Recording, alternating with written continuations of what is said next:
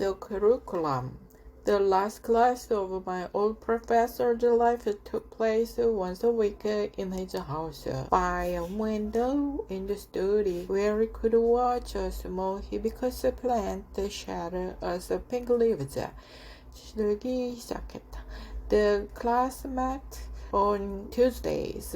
It began after breakfast. The subject was the meaning of life.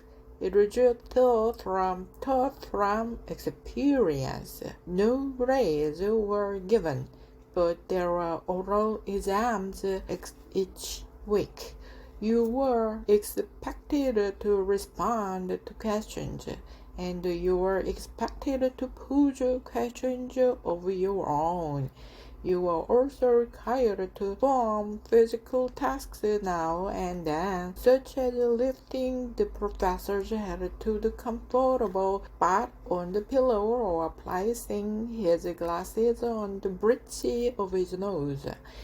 Kissing him goodbye earned you extra credit. No books were required, yet many topics were covered, including love, work, community, family, aging, forgiveness, and finally, death. The last lecture was brief, only a few words. A funeral was held in lieu of graduation. Although no final exam was given, you were expected to produce one long paper on what was learned. That paper is presented here. The last class of my old professor's life had only one student. I was the student. It is the late spring of 1979. A hot, sticky Saturday afternoon. Hundreds of us sit together, side by side, in rows of wooden folding chairs on the main campus lawn. We wore blue nylon robes. We listened impatiently to long speeches. When the ceremony is over, we threw our caps in the air and we are officially graduated from college in the senior class of Brandy University in the city of Waltham, Massachusetts. For many of us, the curtain had just come down on childhood. Afterward, I find Morrie switched my favorite professor and introduced him to my parents. He is a small man who takes small steps as if a strong wind could at any time whisk him up into the clouds. In this graduation day robe, he took like a cross between a biblical prophet and a Christmas elf. He has sparkling blue-green eyes, a thinning silver hair that spills onto his forehead, big ears, a triangular nose, and tufts of graying eyebrows. Although his teeth are crooked and his lower ones are slanted back, 삐뚤어져 있어요. 이빨은 삐뚤어져 있어요. 아랫니 삐뚤어져 있어요. As if someone had once punched them. 누군가 주먹으로 빵 친 것처럼, 치는 것, 마치 그렇게 친 것처럼. When he smiled, it's as if you'd just told him the first joke on earth. 이 지구상에서 첫 번째로 재밌게 얘기하는 것처럼 웃어요. He tells my parents how I took every class he taught. 내가 그의 수업을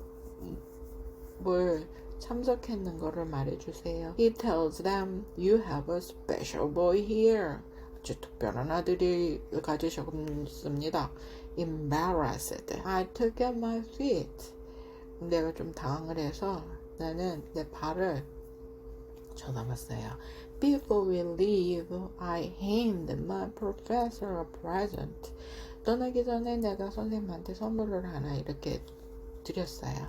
A tan briefcase with his initials on the front. 앞에 선생님 이렇게 이름자를 첫자를 새겨진 서류 가방이었거든요. I bought this the day before at a shopping mall. 몰에서 그날이 바로 전에 샀어요. I didn't want to forget him. 그분께서 잊혀지는 것을 원하지 않았어요. Maybe I didn't want him to forget me. Mitch, you are one of the good ones. 넌 아주 잘했어. He said, admiring the briefcase. Then he hugs me. 나를 안아줬어. Feel his thin arms around my back. 선생님 팔이 아주 가늘다고 느꼈어요. I'm taller than he is. 내가 선생님보다 좀 커. And when he hold me, 선생님이 나를 이렇게 안았을 때 I feel awkward. 내가 좀 이상한 생각이 들었어요. 느낌이 있었어요. Older. As if I were the parent and he were the child. 마치 선생님이 어리고 내가 부모인 것처럼, 내가 나이가 든 것처럼 그렇게 느낌이 왔어요. He asks if I will stay in touch. 계속 연락을 하게 되겠냐고 물었어요. 할 거냐고. And without hesitation, I say, of course.